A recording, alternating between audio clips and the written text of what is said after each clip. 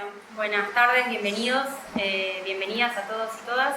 Estamos haciendo la apertura de estas jornadas Argentina 2050, ¿qué país queremos en 30 años?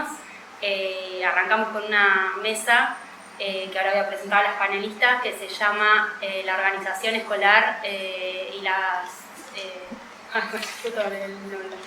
organización de la familia y la comunidad escolar. Esta es una de las primeras mesas que arrancan hoy. Como saben, en estas jornadas que van a tener lugar en los próximos 4 días, de hoy hasta el domingo, tenemos 41 mesas donde van a participar más de 100 intelectuales, activistas, dirigentes sociales, dirigentes sindicales, dirigentes políticos, técnicos, y vamos a tratar de abordar el carácter de la crisis en Argentina y vamos a tratar de llevar adelante una discusión sobre cómo afrontar una salida para esa crisis y para el espiral de degradación al que estamos sometidos y sometidas. Vamos a tener una dinámica en la que cada una de las expositoras y el expositor van a poder hablar 20 minutos. Tenemos que ajustarnos con los tiempos porque si se atrasa esta mesa se atrasa todo, así que con eso me voy a tener que poner exigente. Les paso a presentar a las compañeras que van a exponer. Tenemos, en primer lugar va a hablar María José Navallas, que es investigadora de CONICET y cofundadora de la agrupación Padres Organizados de la Ciudad de Buenos Aires. Después va a hablar la compañera Débora Vasallo. Débora es licenciada en Sociología, presidente de la Asociación Cooperadora Florentino Meguino y miembro cofundador de Cooperadoras Organizadas. Y Nicolás Grimaldi, en último lugar. Nicolás es docente, delegado del CENS 53, sociólogo, doctor en Historia, becario de CONICET, y militante de la Corriente Nacional Docente Conti Santoro y de Vía Socialista. María José, si querés empezar. Solo una pequeña aclaración, digamos que si bien los inicios de Padres Organizados, ya fines de agosto, principios de septiembre del 2020, empezó con un grupo de padres que teníamos hijos escolarizados en la Ciudad de Buenos Aires. Sobre eso después se fue ampliando y se fueron armando grupos similares en diferentes lugares del país. Y en el momento, digamos, de mayor ebullición, de mayor la situación más dramática del cierre de las escuelas, había grupos activos en casi todas las provincias, ¿no? Hoy la realidad es que han quedado, digamos, una vez resuelto el tema de la presencialidad, no tiene esa dimensión, pero sigue funcionando como red federal y actualmente, después puedo comentar un poquito más de esto, digamos, en alianza con otros referentes educativos, digamos, con diferentes tipos de experiencias en el tema de educación, seguimos manteniendo este funcionamiento federal. Digamos, no nos interesa solamente centrarnos en la situación de la Ciudad de Buenos Aires, sino que la vocación es mantener la mirada federal, ¿no? Entonces, decía que los inicios de esta agrupación, que no existen los términos formales, no somos una asociación civil, no conformamos una agrupación en el estilo más tradicional, sino está armada sobre redes, ¿no? Sobre las redes sociales. No voy a abundar sobre eso, todos creo que conocemos más o menos el funcionamiento, pero no tenemos una estructura formal ni de autoridades, sino simplemente madres, sobre todo madres mujeres y algunos padres que siguen involucrados en el tema. Cuando surge es un grupo pequeño, decía en agosto, principio de septiembre, frente a la situación de incertidumbre de qué iba a pasar con la escuela, ¿no? Con la escuela como la conocemos, la escuela presencial, digamos, nadie entendía que la escuela virtual era lo mismo que la escuela en el edificio, con los docentes, con los chicos juntos, en ese momento había la sensación nuestra era de absoluta incertidumbre sobre todo de la escasa relevancia que tenía el tema en la discusión pública, en la agenda pública. Era como que, o sea, que las escuelas estén cerradas se había normalizado y no había mucha urgencia desde los responsables de tomar las decisiones, digamos, de las autoridades, por resolver esta situación para todos los chicos. Para todos los chicos de la Ciudad de Buenos Aires y del país, por supuesto. Bueno, en ese momento lo que empezamos a hacer, un poco, bueno, los que integrábamos esa agrupación, ese primer núcleo, digo, estábamos acostumbrados a buscar información, a ver qué pasaba en el resto del mundo.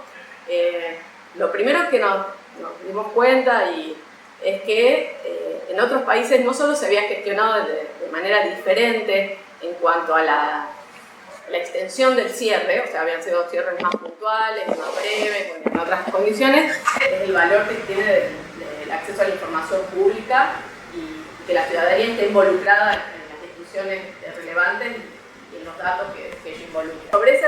Sobre ese eje empezamos a trabajar, a copiar información, a mostrar qué se estaba haciendo en otros países, bueno, la información que se tenía relevante sobre el virus, toda la parte, digamos, también estrictamente médica, pero también el impacto a nivel emocional y de aprendizajes que ya se estaba relevando en varios países. O sea, todo lo que se sabía era que indicaba que el cierre de las escuelas tenía un impacto más negativo que los supuestos beneficios. O sea, en el balance daba totalmente, digamos, desfavorable para los chicos y no generaba beneficios significativos para la salud pública. Entonces, bueno, con este acopio de evidencia empezamos a interpelar y a tratar de dialogar con las autoridades en los diferentes distritos, algunos con más suerte que otros, y creo que básicamente se trató y se sigue actualmente tratando de un ejercicio de ciudadanía, ¿no? De buscar información, organizar argumentos y debatir sobre esa base con las autoridades o con los responsables de las políticas públicas, que en ese momento era el tema particularmente de la no presencialidad. Pero bueno, sobre eso seguimos trabajando, ya una vez de vuelta los chicos a las escuelas, bueno, una larga lucha de recuperar la normalidad escolar, pero siempre manteniendo el eje de la discusión en la información, los datos, la evidencia, y también en algo que había quedado, y yo siento, digamos, muchos aspectos soslayado o vulnerado, que era el interés superior del niño, ¿no? No se había considerado en el diseño de las políticas públicas para la gestión de la pandemia algo que está presente en cuanto a ley, en cuanto a convenios y tratados internacionales reconocidos por la Argentina, que es el interés superior del niño. Y que excede, por supuesto, claramente al derecho a la educación, pero el derecho a la educación es vital.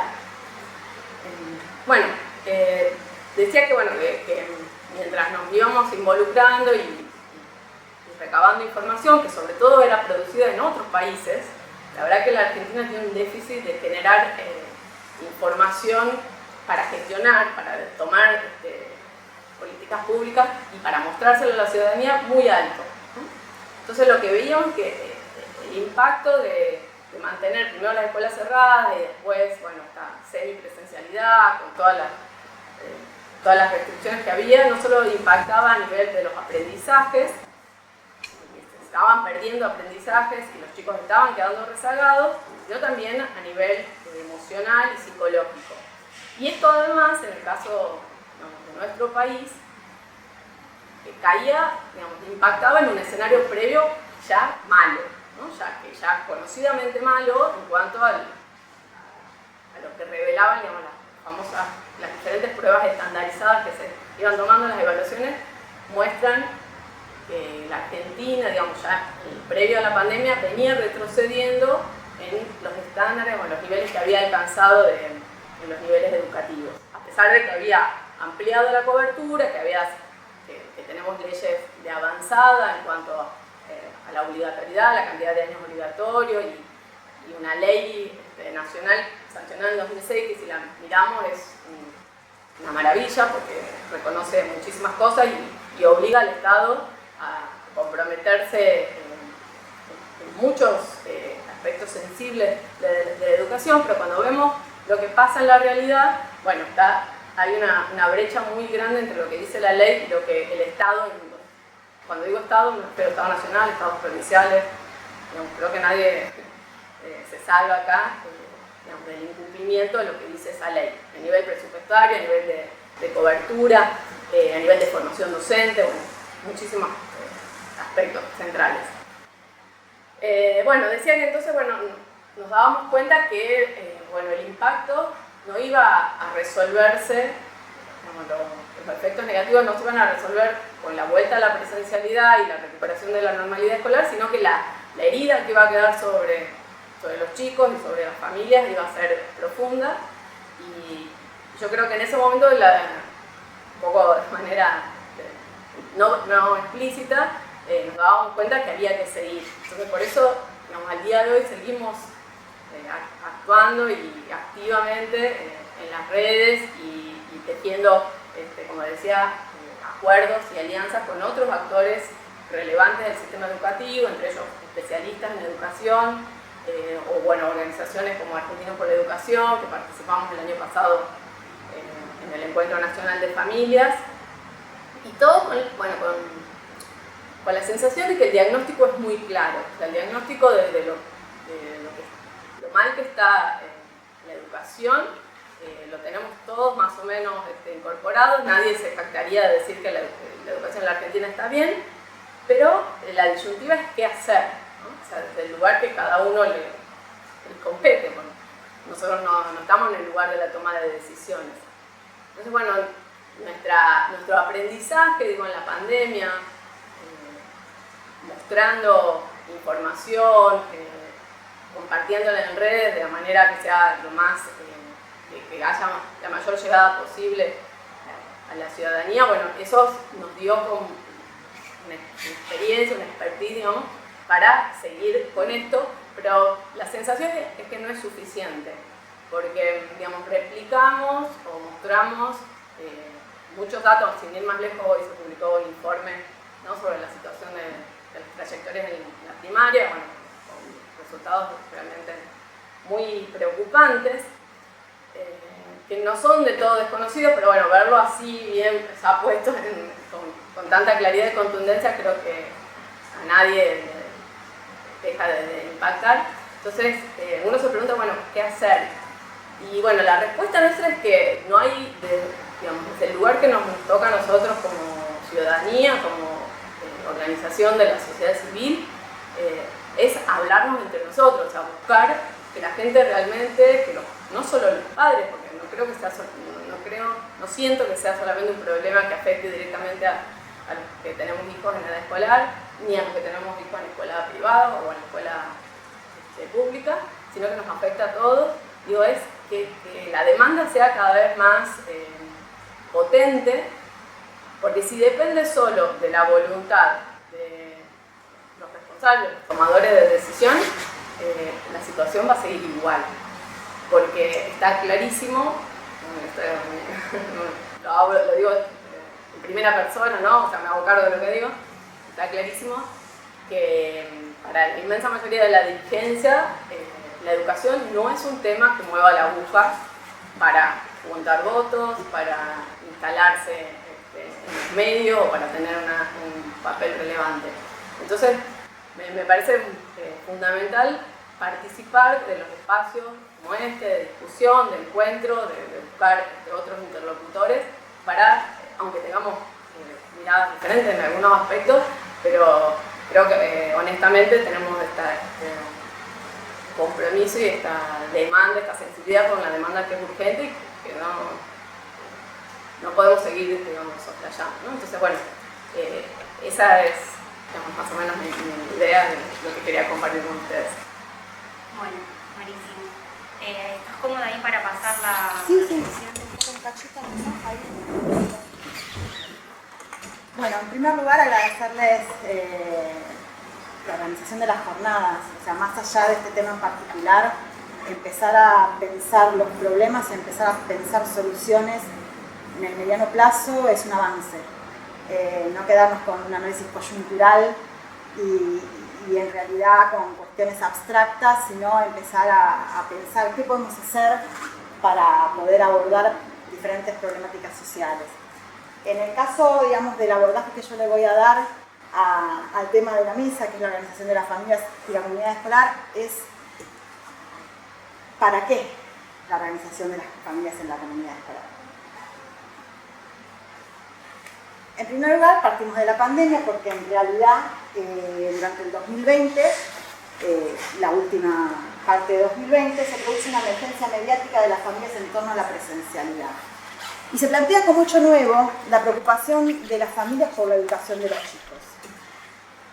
Y ese planteo de hecho nuevo da la sensación, o en realidad se plantea como que antes existía un vacío participativo familiar y a partir del pedido de presencialidad o de la reacción ante la prolongación de la virtualidad, emerge un nuevo actor que plantea y que pugna por la educación y por la calidad educativa. A medida que se va recuperando la presencialidad, ya en 2021, el eje se modifica desde estos grupos que se manifiestan por la vuelta a la presencialidad, da el viraje hacia el tema de la calidad educativa. Y en realidad se asocia el problema de la calidad educativa a dos problemáticas, que por ahí son las más relevantes o las más citadas. El tema del adoctrinamiento como un emergente de la baja de la calidad educativa o la crisis de la calidad educativa, y otra es la presencia de los sindicatos como aquel actor social, aquel actor colectivo que genera los mayores problemas. En este sentido, digamos, la posición con respecto a esta cuestión de la crisis educativa pasa por una crítica hacia la posición política quizá de quien aborda contenido de ciencias sociales, pero sin embargo, en este sentido tampoco es que se plantea, hagamos una apertura para que los chicos tengan una formación en ciencias sociales desde la diversidad, que pongamos en juego diversos discursos y a partir de ahí los chicos se formen, tomen sus decisiones y constituyan su autonomía de la manera más diversa posible. Esto no parece ser la situación, sino que en realidad lo que se busca es reemplazar un discurso por otro, lo que digamos, limita la calidad de la educación, ya que no tenemos acceso a las diferentes perspectivas, a las diferentes miradas. Y a su vez, esta reacción que decía anteriormente, que estaba relacionada con la extensión de la virtualidad, afecta mucho a las escuelas privadas porque son las que tienen más problemas para volver a la presencialidad, son las que tienen más problemas edilicios, más limitaciones y a su vez se cubren, digamos, de posibles acciones legales en caso de tener alguna consecuencia.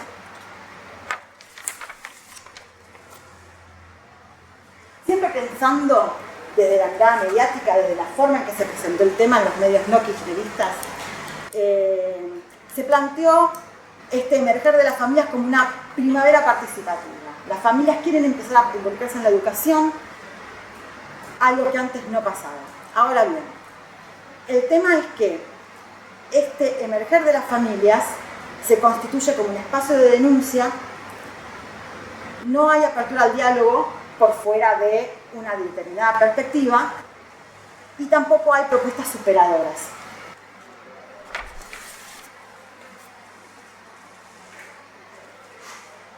Entonces, en este sentido, la familia es un nuevo actor social en el ámbito educativo. Desde la mirada, digamos, de la coyuntura, era un nuevo actor social, por lo menos por cómo se planteaban los medios de comunicación, pero la falencia o el problema que se puede observar en esta coyuntura es que se constituye como grupo de interés y las demandas son corporativas. Y este grupo de interés se constituye en un contexto de polarización y la forma en la cual actúa por su dinámica comunicacional y de participación reproduce esa polarización y a su vez la profundiza. Este hecho mediático, que es la emergencia de las familias interesadas en la educación, ¿influye de alguna manera? ¿Influye la actividad en redes sociales? Sí, en este sentido sí influyó y debemos agradecer a ese contexto que tanto en la opinión pública como en el discurso político se empiece a hablar de la necesidad de abordar una crisis educativa. Ahora, el tema es el siguiente: ¿cuál es esa crisis educativa y dónde surge? ¿Es una crisis de larga data? ¿Es consecuencia de la pandemia? Eso es algo que necesitamos revisar. Ahora bien, esto que yo planteaba está relacionado estrictamente con las familias de escuelas de gestión privada. Ahora, ¿qué pasa en las escuelas de gestión estatal? En las escuelas de gestión estatal la presencia familiar viene de larga data.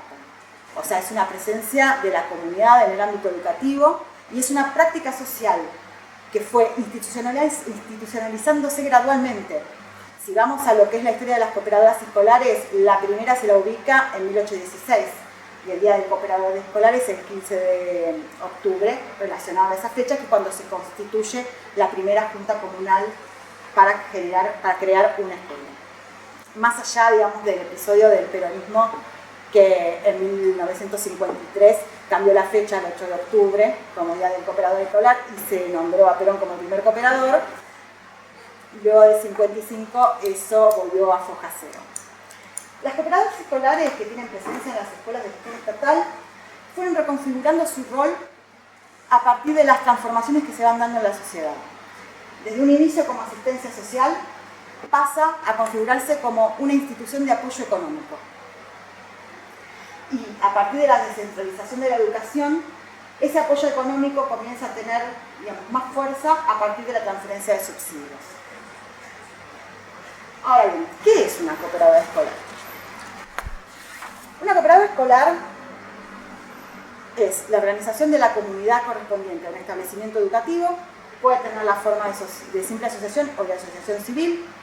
Las actividades que realiza es la administración de subsidios que transfiere el Estado y a su vez genera fondos propios a través de diferentes actividades que va generando dentro de la misma comunidad educativa.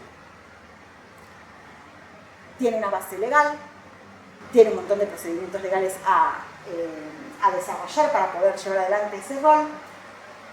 Se hace a través de una comisión directiva y esta comisión directiva está constituida por familias de la escuela.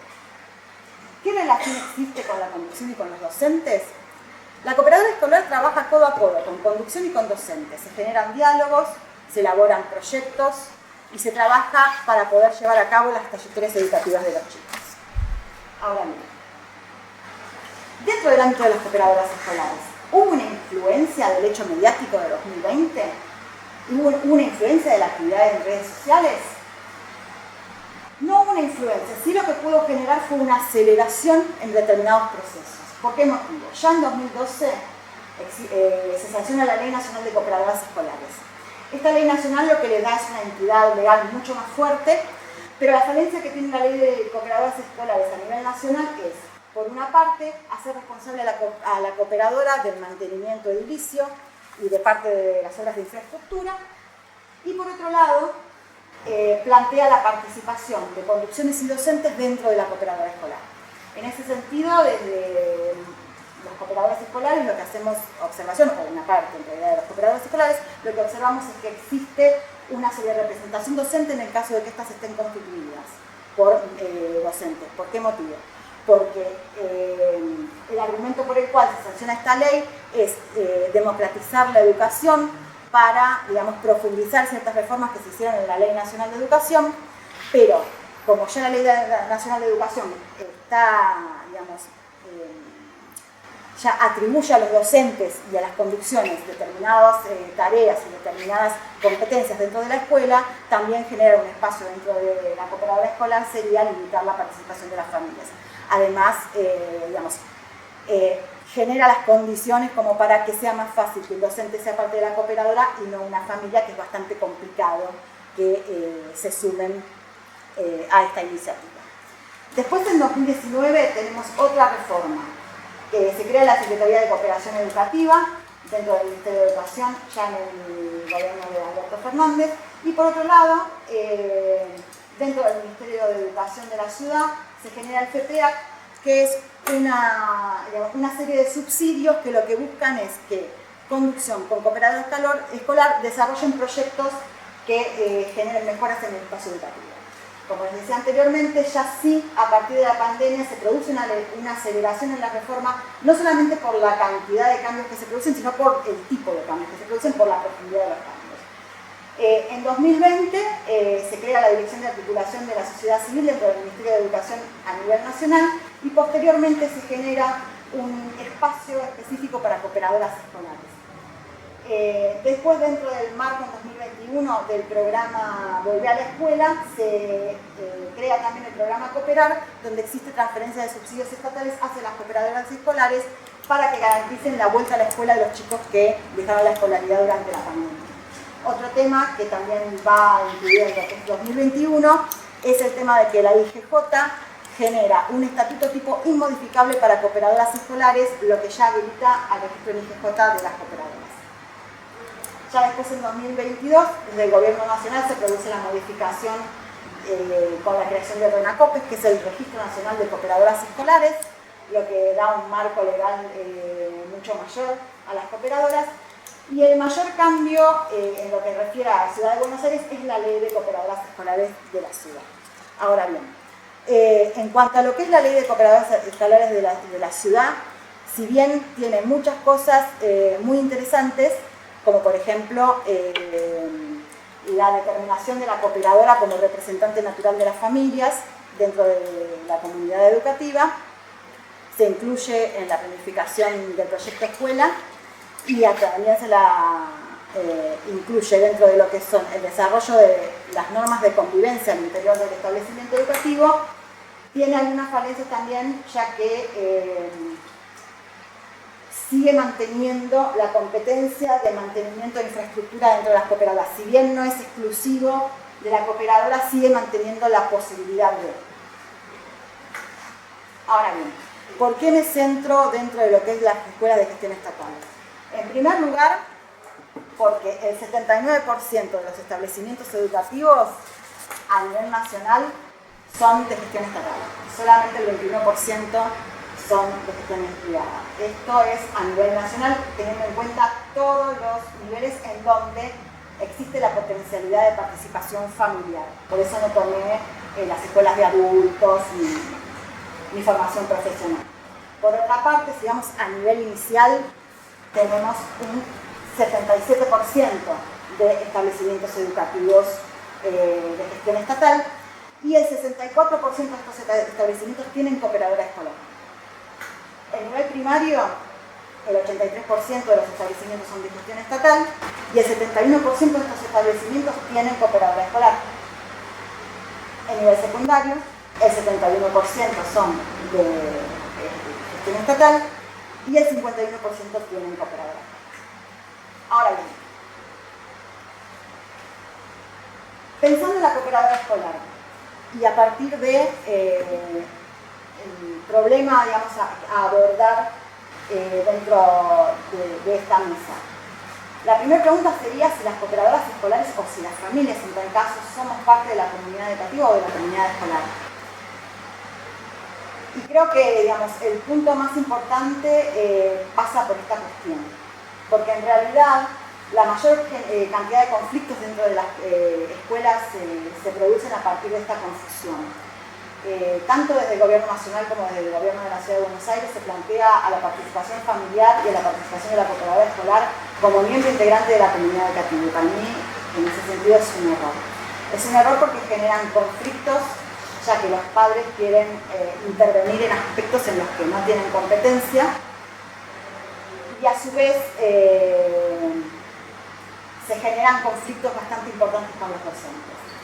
Para poder, digamos, solucionar esta problemática, y que no tiene que ver estrictamente con las escuelas de gestión estatal, sino también incluso las escuelas de gestión privada, lo más importante sería empezar a plantear el concepto de comunidad escolar, empezar a delimitar lo pedagógico, empezar a reconocer la formación profesional de los docentes y empezar a pensar, cada vez que tomamos una decisión, si somos funcionales o no a un proyecto político partidario en particular. ¿Por qué motivo? Porque en realidad las cooperadoras escolares siempre son tenidas en cuenta cuando surgen coyunturas conflictivas. Las cooperadoras escolares fueron utilizadas para sostener la prolongación de la virtualidad, fueron utilizadas para solicitar, para, en realidad, fueron utilizadas para presionar para la presencialidad, fueron utilizadas para garantizar condiciones sanitarias dentro de las escuelas, y eso es algo que es necesario revisar. Ahora bien, dentro de este contexto y dentro del análisis que vengo realizando desde hace un tiempo, no solamente como miembro de una cooperadora escolar en particular, ni como miembro de cooperadora escolar dentro de la ciudad de Buenos Aires, sino también teniendo en cuenta la situación de todo el país, ya que participamos también de grupos de cooperadoras a nivel federal. El rol de la familia como miembro activo de la comunidad escolar pasaría por la recuperación de la escuela como espacio educativo. Más allá de que discursivamente o desde que intuitivamente las familias se planteen a la educación como aquella herramienta necesaria para que los chicos tengan un futuro, en realidad no sé hasta qué punto se tiene conciencia de qué implicaría que esto así fuera. Y para recuperar esta escuela como espacio educativo es fundamental reconfigurar la relación familia-escuela. Y reconfigurar la relación familia-escuela implica reconfigurar la relación de la familia con la producción y la familia con los docentes. En este sentido, esa reconfiguración que no implica volver a una situación anterior, sino en realidad pensar dentro del contexto actual crítico que está atravesando la educación, es cómo podemos trabajar las familias para poder recuperar la autoridad docente dentro del aula. En este sentido, creo que la familia como miembro activo de la comunidad educativa tiene ese rol, o sería recomendable que el rol fuera ese. Pero para que esto sea posible, me parece que es fundamental hacernos algunas preguntas, porque en realidad, cuando uno lo que plantea es muy abstracto, uno puede pensar que coincide, pero en realidad cuando empieza a ponerle contenido a esa abstracción con la que está de acuerdo, empieza a notar las diferencias. Entonces, en este sentido, ¿consideramos que la educación está en crisis? Y si es así, ¿desde cuándo está en crisis? ¿Qué elementos, qué emergentes, qué cosas vemos en la realidad cotidiana de nuestros hijos que hacen que pensemos que la educación está en crisis? ¿Dónde vemos las falencias? ¿Qué cosas estamos viendo que los chicos no aprenden? ¿Qué cosas no entendemos de lo que aprenden? Por otra parte, ¿qué entendemos por calidad educativa? Porque esto es muy amplio. Hay sectores que plantean que la calidad educativa pasaría por tener más horas de clase o por cumplir con una determinada cantidad de días dentro de la escuela. Ahora bien, cantidad no es calidad. Entonces la calidad educativa pasa por otro lado, pasa por otro tipo de trabajo, y por eso es fundamental el tema de reconocer la expertise profesional del docente. Entender que el docente tiene una formación para la que, por ese motivo, que está frente al aula. Ahora bien, como les decía, educación de calidad sin un tiempo en la escuela. No, en realidad no. Las familias, ¿somos parte de la comunidad educativa o de la comunidad escolar? ¿Hay alguna diferencia entre ambas? Estos son temas que tenemos que abordar de manera amplia y debatirlo para poder en realidad estar convencidos en caso de que queramos hacer algo en el sentido que estoy planteando. ¿Consideramos necesaria la recuperación de la escuela como ámbito estrictamente educativo? Y si esto, digamos, es así, ¿qué podemos hacer por toda esa recuperación? ¿Podemos hacer algo desde las familias para que se recupere la escuela como un ámbito estrictamente educativo y que no siga siendo una guardería social? Siguiendo con este sentido, ¿es primordial la recuperación de la autoridad docente en el aula? Y acá surgen varios problemas, no solamente con respecto a la autoridad docente para mejorar la educación de los chicos, sino que se encuentra atravesada por una serie de problemáticas relacionadas con las DEA. Durante la virtualidad, muchas familias que tienen hijos con DEAs pudieron brindarle un montón de herramientas alternativas, y estos chicos dejaron de sentir las limitaciones que tienen cuando desarrollan su trayectoria dentro de la escuela. Ahora bien, el problema surge cuando, luego de este periodo, las familias exigen que esas herramientas alternativas también las tengan en el aula. Entonces, ¿cómo hacemos para, digamos, recuperar la escuela como espacio educativo para poder brindar a los alumnos con DEA alternativas para que se incluyan dentro de la escuela, pero a su vez que no afecten a los chicos que siguen, digamos, con el ritmo normal de aprendizaje. Ese es un tema que es absolutamente necesario tratar y es donde más conflicto se genera dentro de las familias en cuanto a la relación con los docentes y en cuanto a la relación con las condiciones. Y relacionado con este tema también está la pregunta de si tenemos claro a qué nos referimos cuando hablamos de lo pedagógico, porque en realidad mucha idea no tenemos. Entonces, ¿cómo hacemos para poder delimitar campos de acción? ¿Qué cosas podemos hacer las familias y qué cosas no? O sea, ¿por qué una familia tendría derecho a objetarle al docente algo que está enseñando? A lo sumo podemos plantear una alternativa. Si no estamos de acuerdo con una mirada, podemos solicitar una mirada alternativa que vayan en conjunto, pero no podemos deslegitimar al docente. Y esto se percibe permanentemente dentro de los grupos de familias. Por eso es que viene la siguiente pregunta: ¿estamos dispuestos a aceptar mayores exigencias hacia los alumnos? Y además hacia las familias como adultos responsables. Ahí está la cuestión. O sea, ¿vamos a aceptar que a mi hijo lo aplacen? ¿Yo voy a decirle a mi hijo seguir las directivas del docente, tratar de esforzarte un poco más, o voy a responsabilizar al docente de que mi hijo no aprenda? ¿Cómo logramos establecer acuerdos que nos permitan el trabajo conjunto? Esas serían las preguntas que tendríamos que trabajar y que tendríamos que pensar juntos para poder recuperar a la escuela como espacio educativo, para poder volver a tener al docente como autoridad al frente del aula y para entender cuál sería el sentido de que las familias se encuentren insertas en la comunidad. Bueno, muchas gracias. Muy bien el tiempo. Ahora sigue Nicolás. Bueno. Arrancamos con las rondas de preguntas, comentarios. Bien, bueno. Voy a robarte el esquema de preguntas que hiciste a lo último, que me pareció muy... Para estructurar la intervención me parece que es importante. Solamente yo la voy a reducir a me parece 5 preguntas que me parecen que son las más importantes para pensar la educación hoy en día y poder, esbozar por ahí un poco algunas soluciones. Yo pensaba, 2 preguntas que serían cuáles son los problemas que pensamos que tiene la educación hoy en día, y otra pregunta, cómo nos gustaría que fuese la educación de acá a 20, 25 años.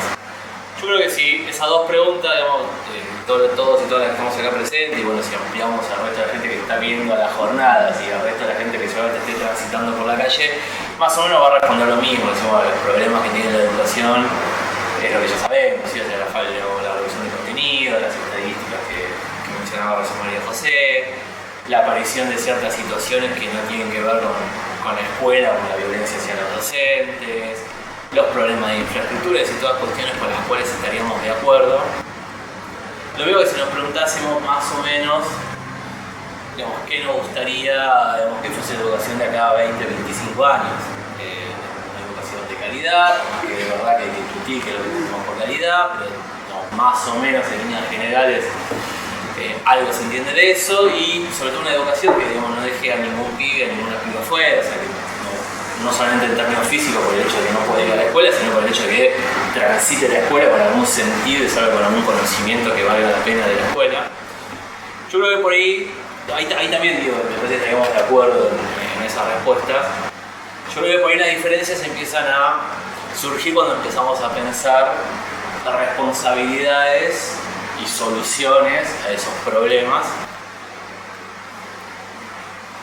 Y cuando empezamos a pensar responsabilidades, obviamente, surge la responsabilidad que le compete, al gobierno nacional, al kirchnerismo, por muchos factores, o sea, porque fueron los hacedores de la ley de educación nacional, porque en la época del menemismo fueron formando parte del menemismo, formaron parte de la ley de educación federal, porque fueron gobierno, la mayoría de los últimos años, porque controlan la mayoría de las centrales sindicales, porque controlan muchas de las seccionales, podemos extender hacia universidades, y entonces ahí también estaríamos de acuerdo en la responsabilidad del gobierno nacional.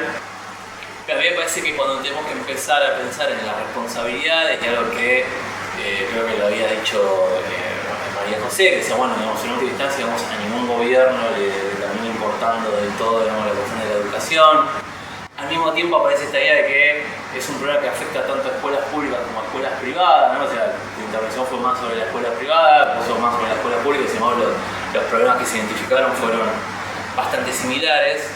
Entonces, digamos, yo me ponía a pensar, sobre todo, digamos, porque yo soy docente, me desempeño en la ciudad de Buenos Aires desde hace 5 o 6 años, trabajé poco tiempo en provincia de Buenos Aires, pero sobre todo me desarrollo acá, trabajo a su vez en todas las áreas, y uno empieza a pensarse, bueno, ¿cuál puede ser la alternativa que hoy por hoy la oposición, digamos, que se nos presenta como la oposición más importante, por lo menos por ahora, al gobierno nacional, que incluso también ha sido gobierno, que ha controlado, digamos, un pedazo del Estado en los últimos años?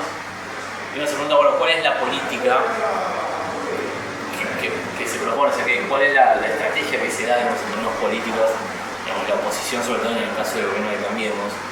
Y a mí me parece interesante pensar, cuando uno mira lo que sucedió, por ejemplo, en la capital federal, estamos de acuerdo que a nivel nacional la política que lleva adelante el kirchnerismo es hacia la degradación, digamos, educativa. Es decir, la idea de, bueno, los pibes y las pibas se entran en la escuela, digamos que es un tubo por el cual 12, 13 años más tarde terminan saliendo. Si no salen 12, 13 años más tarde, pues está el fin, y de alguna forma terminan saliendo.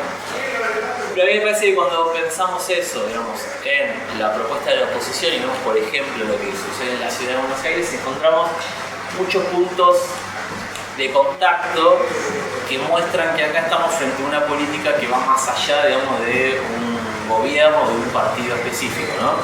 Digo, para mencionar algunas cosas así al pasar, lo sucedió, por ejemplo, durante la época de la pandemia, ya que bueno, se tocó el tema de la pandemia. Digamos, ahí hubo un problema que fue, digamos, el principal problema, sobre todo en la primera parte del semestre. Yo creo que hubo 3 problemas muy graves durante la pandemia. El primer problema, entre otros, ¿no? Pero bueno, en términos pedagógicos. El primer semestre para mí fue el tema de la no entrega de equipos, digamos. En realidad eso se extendió durante toda la pandemia, pero bueno, el primer semestre fue como lo más duro de, digamos, la no entrega de equipos, digamos, ni por parte del gobierno nacional ni por parte de los gobiernos, del gobierno de la ciudad en este caso, a estudiantes, digamos, incluso el mismo personal docente que no tenía acceso a algún tipo de conectividad como para poder desarrollar las actividades, y nos encontrábamos siempre con el mismo problema, ¿no? Profe, tengo un solo celular, somos 5, viene mi papá del laburo, qué sé yo. Y después hubo otro problema que fue muy patente, que fue para la época de las vacaciones de invierno, que fue cuando Trota hace un anuncio bastante confuso que, digamos, dice básicamente que nadie va a repetir, ¿no? Dice, bueno, este año no se va a repetir, lo cual, digamos, muestra que, digamos, además de no saber de educación, tampoco sabía comunicar Trota, y por eso al poco tiempo se terminó yendo. Un año después. Claro, bueno, no fue tampoco. Bueno, duró un poquito más, y yo lo registraba, pensé que había sido más cerca. Pero el otro efecto que sucedió ahí fue cuando recortan el IFE, así que el gobierno nacional, a partir de que empiezan a abrirse ciertas ramas, se empieza a recortar el IFE. Y algo que nos pasó mucho, o sea, a mí por lo menos me pasó en la gran mayoría de mis cursos, que mis cursos se vaciaron porque los pibes y las pibas se iban a buscar laburo, porque, digamos, los padres se habían quedado sin laburo en la cuarentena, entonces muchos de los pibes tenían que salir, digamos, a trabajar y tenían que dejar de lado sus estudios. Y a pesar, digamos, de la cantidad de informes que tuvimos que hacer los docentes durante ese tiempo para poder identificar la situación de cada uno de los pibes y las pibas, no hubo, digamos, ninguna política del gobierno de la ciudad en ese momento para tratar de contener a los pibes que puedan continuar sus estudios, ¿no? Entonces, ahí, digamos, hubo como un comportamiento común, fue, digamos, el tema de la educación durante la cuarentena. Y después, digamos, más acá uno empieza a ver lo mismo con, por ejemplo, esta unidad pedagógica que se armó entre el primer año y segundo año de la secundaria, donde vos podés llevarte todas las materias del primer año de la secundaria y de alguna forma que no está muy clara, porque tiene que hacer algún bache que el docente encuentre, te va a hacer recuperar eso, con lo cual básicamente lo que te están diciendo es, mira, la mitad de la secundaria la vas a poder transitar sin haber aprobado todos los contenidos básicos. El intento de implementar, sobre todo en la escuela secundaria, la evaluación colegiada por rúbrica, es decir, reemplazar la evaluación por contenidos, reemplazarla por una evaluación, digamos, de rúbrica y empezar a evaluar habilidades.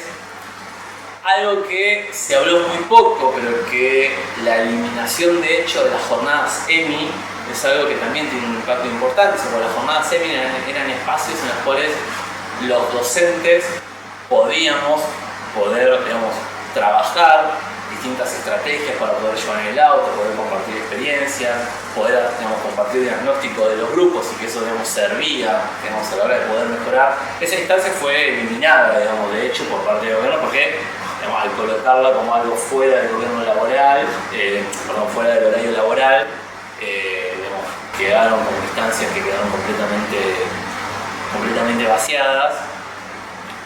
Y digamos, algo similar también se puede ver como, por ejemplo, lo que es la reforma que está tratando de impulsar el gobierno de la ciudad en adultos, que al mismo tiempo es una política que la busca implementar a nivel nacional. Es decir, uno mira un partido de fútbol de Rosario Central contra Atlético Tucumán, que no tiene nada que ver con la ciudad de Buenos Aires, y pasa la publicidad de terminal secundario, gobierno de la ciudad de manera virtual.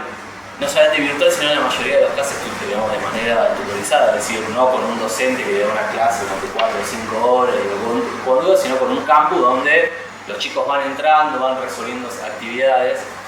Entonces ahí uno un poco lo que termina llegando a la conclusión es que en última instancia lo que se termina viendo en la experiencia, por lo menos, digamos, que lleva adelante el gobierno de la ciudad de Buenos Aires, es que, digamos, de una manera quizás menos populista, la cual lo hace el kirchnerismo, empuja en el mismo sentido, es decir, empuja en la cuestión de la degradación. Y ahí es donde a mí me parece que se empieza a pensar la cuestión de quiénes son los responsables de la situación, digamos, y cuál puede ser una eventual solución. Generalmente cuando se plantean los problemas de la educación aparece un poco que esto por ahí me mencionaba, ¿no? La idea, bueno, de lo pedagógico, digamos, el problema de la Argentina es un problema pedagógico, es un problema de la cantidad de días de clases. Otras posiciones hablan de, bueno, los días de paro, que hace que los chicos por ahí pierdan días, ¿sí? O sea, se pierden más días de clase por problemas de infraestructura, ahora sobre todo a la hora de calor y demás, que por jornadas de paro docente. Pero más allá de eso, digamos, sacando esa cuestión, cuando uno mira, por ejemplo, las estadísticas internacionales, las pruebas PISA y demás, uno ahí lo que observa es que, digamos, los 10, 12 países más importantes tienen modelos pedagógicos de todo tipo. O sea, más rigurosos, menos rigurosos, pibes que están hasta los 16 años en la escuela, que están hasta los 18, que entran a los 6, que entran a los 4, que entran a los 3. Digamos, completamente diferente, ¿sí? Y eso me parece a mí que es muy interesante para pensar, digamos, el verdadero problema de la educación en la Argentina y pensarlo, digamos, un poco como es el espíritu también de la jornada, no pensarlo como un problema pedagógico o un problema de carga horaria, como decía vos, bueno, cantidad de días no es lo mismo que calidad, sino, digamos, que tiene que ver con un problema social, ¿sí? Un problema social y un problema político. El problema social tiene que ver con que es muy difícil pensar que, digamos, una sociedad, ¿sí?, en la cual los empleos que se generan son básicamente empleos precarios, o sea, la lluvia de inversiones básicamente fueron Rappi, Pedido Ya, Globo, Uber, digamos, no pasó de ahí. E incluso, digamos, las estadísticas que marcan que, digamos, la mitad de los pibes son pobres, digamos, que básicamente cada vez una porción más grande de la población vive de la calidad pública, de algún tipo de asistencia social. Es muy difícil pensar que una sociedad con esas características pueda generar una educación de calidad, por más que le busquemos, digamos, la vuelta pedagógica, la extensión del calendario y lo que se busque.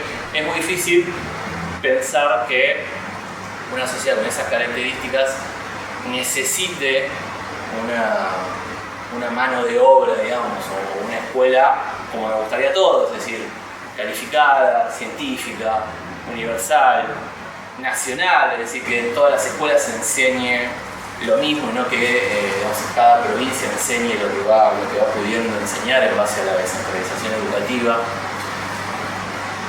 Y ahí es donde a mí me parece que es interesante pensar la estrategia y el quién.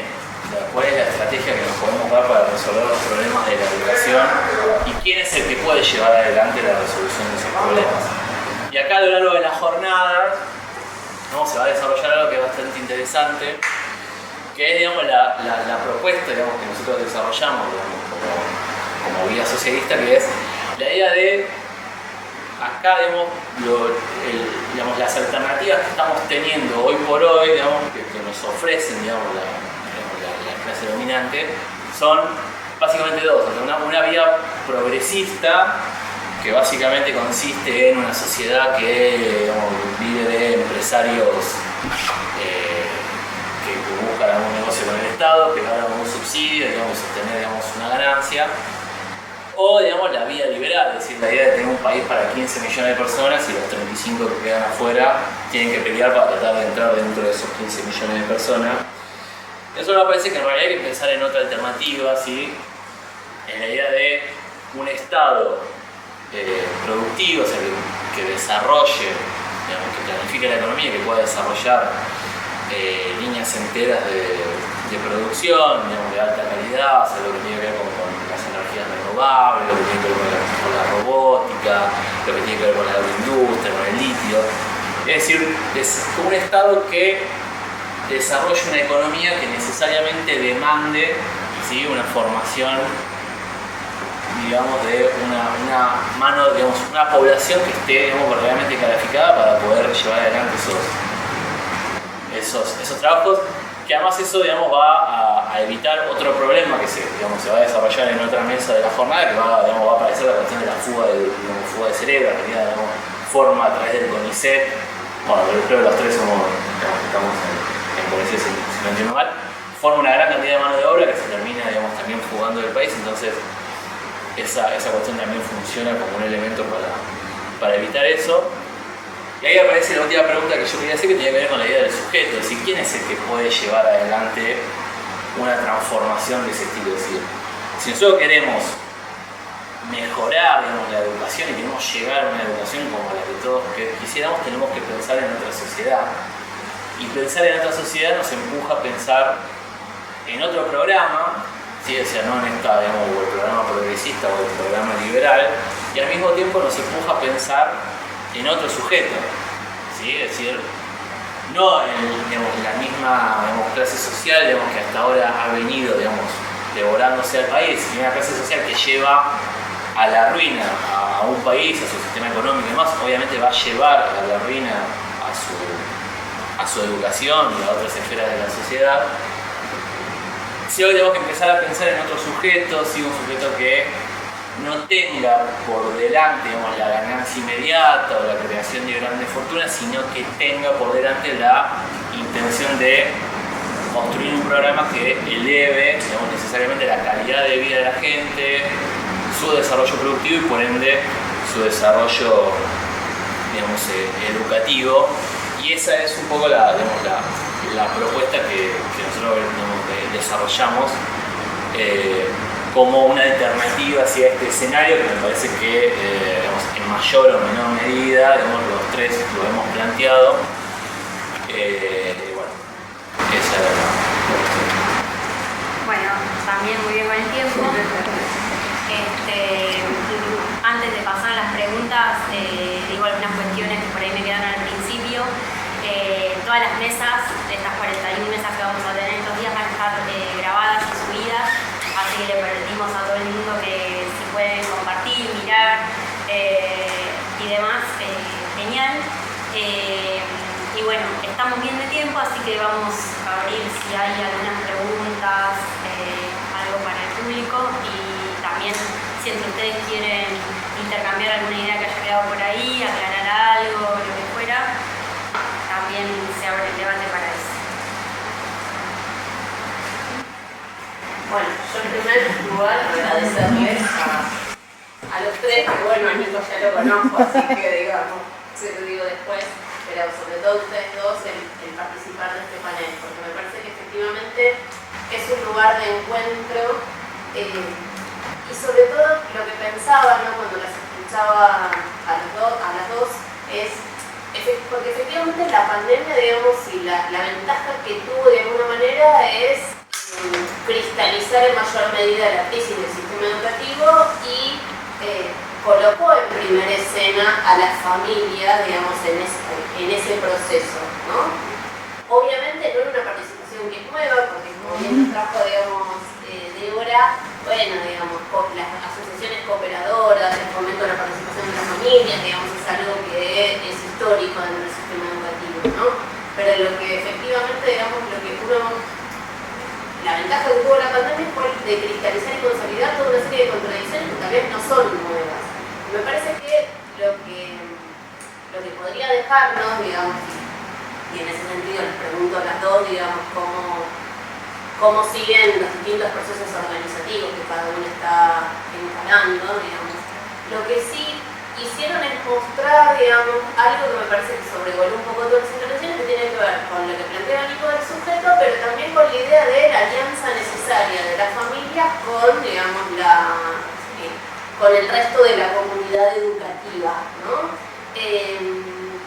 Y en ese punto, digamos, me parece que eso es algo que en general tenemos que verlo como una potencialidad, en tanto y en cuanto lo que nos va a permitir es precisamente el poder articular organizativamente, pero también, digamos, el poder complejizar una mirada, porque yo pensaba que, bueno, la verdad es que esta crisis de la escuela no es nueva, indicadores tenemos un montón, o sea, la pandemia lo que hizo fue, bueno, es ese elemento que las familias en general entienden que ahí se está jugando algo valioso, si tengan el capital cultural educativo que tengan, digamos, saben que en la escuela se juega algo importante y, digamos, la colocó frente al crudo abandono de todos los gobiernos de turno que efectivamente, digamos, abandonaron el hecho educativo a los recursos materiales, culturales de las familias, ¿no? Entonces ahí se vio muy claro esto de, bueno, ¿a quién le importa la educación? A las familias con distintas herramientas, sí, digamos. Entonces me parece que entonces eso es algo importante para tomar. Y lo otro que pensaba, y digo, cómo lo miran ustedes, o sea, a partir de las redes organizativas que trazan, es, digamos, si ese proceso de organización es fragmentado, la cosa no avanza, digamos, ¿no? O sea, en el sentido de vamos a estar siempre resolviendo el problema de que tenemos 55 grados de sensación térmica y no tenemos un ventilador en la escuela. Y muchas veces la estrategia estatal, por ejemplo, con las cooperadoras es esa. Bueno, ustedes, familias, junten el dinero, ¿no? Para poder paliar eso que nosotros en campaña vamos a decir que es re valioso, pero que ni en términos de recurso material ni de recurso cultural, digamos, luego están dispuestos a comprometer. Y esto es algo como que aúna, ¿no? Entonces pensaba por un lado en la potencia organizativa y después también, ¿no? O sea, y la necesidad de las redes. Entonces eso les pregunto en distintas escalas, digamos, cómo lo trabaja cada una. Y sí, voy a recuperar tal vez algo bibliográfico, ¿no? La importancia de entender que la verdad es que no vamos a tener una mejor escuela si no tenemos una mejor sociedad. Y me parece que ahí también esa es una discusión para dar en los distintos ámbitos organizativos de las familias, ¿no? Porque nosotros, hablando por mí, con mi colectivo, somos convencidos de que efectivamente hay que tomar los problemas educativos y que requieren intervenciones específicas. Pero yo siempre se me viene a la cabeza el mismo ejemplo que me encontré cuando fui el año pasado a dar una charla en Posadas, no estuve en Overa, ahí está lo que quería la ficha, que me contaban de experiencias de escuelas técnicas que tenían proyectos de piscicultura, algo que vamos a discutir, digamos, en alguna de las jornadas de cómo aprovechar los recursos naturales. Y lo primero que les digo es, ¿quién se enteró de que eso existe? ¿No? O sea, en general no trasciende y no lo sabemos, y tiene que ver con esto, con que efectivamente, en la medida en que no tengamos un proyecto de país a nivel más general, esas experiencias que son aisladas, educativas, organizativas de las familias, no logran trascender, ¿no? Entonces, bueno, pensaba, ¿cómo organizamos eso? ¿Cómo generamos, digamos, una instancia organizativa colectiva que piense esta doble relación en entender que la problemática educativa requiere una acción específica, pero también que en la medida en que Argentina se va al tacho, digamos, esa educación no va a encontrar un horizonte. Entonces me parece que lo valioso de esta mesa tenía que ver con eso, con poder reflexionar desde diferentes perspectivas, desde diferentes lugares, esa instancia. Entonces, bueno, ¿cómo siguen, digamos, ustedes? Es decir, porque, y con esto yo cierro, María José, yo leía, estuve leyendo un montón de entrevistas tuyas, digamos, y por lo menos lo que vos contabas en algunas era, bueno, la verdad es que yo nunca me imaginé que iba a estar en este lugar, que iba a estar militando en este lugar, o sea, o activando en este lugar, y fue la realidad la que me puso en ese lugar, ¿no? O sea, tenías otro lugar, otro espacio, digamos, de intervención, si vos querés, de vereda pública, de montar una investigación, pero, digamos, fue la realidad la que te obligó a tomar ese lugar, ¿no? Entonces pensaba, bueno, ese lugar que se ocupa, ¿cómo sigue también? Sí. Bueno, cuando estamos allá vos probamos otra. No sé, me parece que tal vez tienen preguntas entre ustedes. no, pero por ahí como somos pocos, vamos sí, ya claro. porque si no se junta un montón de temas y van quedando. No, bueno, un montón de cosas, obviamente no voy a contestar a todas las cosas que planteaste, que hay cosas que me superen, me exceden. Pero bueno, primero voy a tomar esto que planteabas que también lo dijo Nico, el tema del problema social, ¿no? O sea, qué sociedad tenemos y digamos, qué economía, qué tipo de empleo demanda, etc. Ahí me parece que es un poco, bueno, el huevo o la gallina, ¿no? No es que primero tenemos que tener un desarrollo, digamos, económico de un montón de sectores que están, que no tienen perspectivas de desarrollo o que están accidentas, digamos, empezando y que, bueno, tienen muchísimas trabas y que habrá que ver si tiene que ser la función del Estado o del privado el impulsarlo, pero bueno, eso es otra discusión, pero digo, si eso se desarrolla y vos no tenés las personas formadas para ocupar los empleos, tampoco vas a poder impulsar nada. Digo, hay un caso más resonante que fue hace unos meses, ya no me acuerdo cuándo, que fue el Toyota, diciendo que no conseguía alguien, un perfil, digamos, de chicos jóvenes, bueno, que entre a trabajar. ¿Por qué? Porque el tipo de empleo, digamos, no era atractivo para los que ya tenían formación superior, terciaria o universitaria, necesitaban graduados de secundario, pero que sepan entender lo que leen. Entonces, y lo que tenemos, la realidad, digamos, más allá de las pruebas y todo lo que se pueda discutir sobre eso, es que una gran parte de los chicos que llegan a tener el título secundario no tienen las habilidades, las competencias, los contenidos que supuestamente está acreditando ese título, que termina siendo una estafa, básicamente, un cheque sin fondo, ¿no? Entonces, bueno, ahí me parece que si bien creo que tienen que ir las cosas, son procesos que tienen que ir acompañándose, hay cuestiones específicas de la escuela y de la formación y cosas que se tienen que resolver a nivel escuela, que no tenemos que esperar a tener, no sé, el PBI de los países nórdicos o un país desarrollado, porque hay casos de países latinoamericanos con situaciones de entornos, digamos, de pobreza y de mucha vulneración de derechos de todo tipo, que han logrado que la escuela marque la diferencia. O sea, con docentes bien formados, con docentes que están acompañados de la manera que tienen que estar acompañados y resolver problemas de aprendizaje muy graves, ¿ya? Como el caso de Brasil, de Ceará, que actualmente, digamos, es el ministro de Educación, son los que hicieron la experiencia, digamos, en ese estado y que resolvieron problemas educativos. Entonces me parece que quedarnos a esperar que se resuelva, digamos, que tengamos una sociedad más rica, una economía más pujante, para empezar a resolver los problemas de la escuela, bueno, nos va a dejar en situaciones, digamos, desfasadas, y además me parece injusto para los chicos que están hoy en la escuela. Digamos, hoy los que están en la escuela necesitan una respuesta para salir al mundo, a lo que sea, al trabajo, a la formación superior, con los recursos que eso demanda, ¿no? Entonces ahí sí me parece que hay cuestiones que son pedagógicas, digamos, de cómo se les enseña, de cómo se los evalúa, y que los docentes, digamos, habrá de todo, porque yo no creo que ningún colectivo sea percibido como como los médicos, ¿no? A ver, hay médicos que son buenísimos, que se entregan, que están capacitados y otros que son un desastre. Y lo mismo pasa en cualquier profesión. Entonces, a los buenos docentes, darle el espacio que se merecen y que merecen los estudiantes, digamos. Hay experiencias de llevar, y eso dice la ley, es una de las cosas que no cumple la ley. La ley desde 2006 dice que las escuelas más vulnerables, las escuelas con peores desempeños en el de aprendizaje, tienen que tener los mejores docentes. Eso no se cumple, ¿no? Entonces, la brecha se sigue agrandando. La pandemia la agrandó más todavía, y hoy las escuelas que se cerraron por el calor son las escuelas más vulnerables, las que tienen menos recursos, o las que tienen, digamos que el ministerio se desentiende, no solo por los recursos, sino dejando que decidan los directivos sin acompañar. Pero ahí yo me fui de otras cosas que habías dicho. Bueno, y lo otro que me decías, digamos, de cómo seguimos,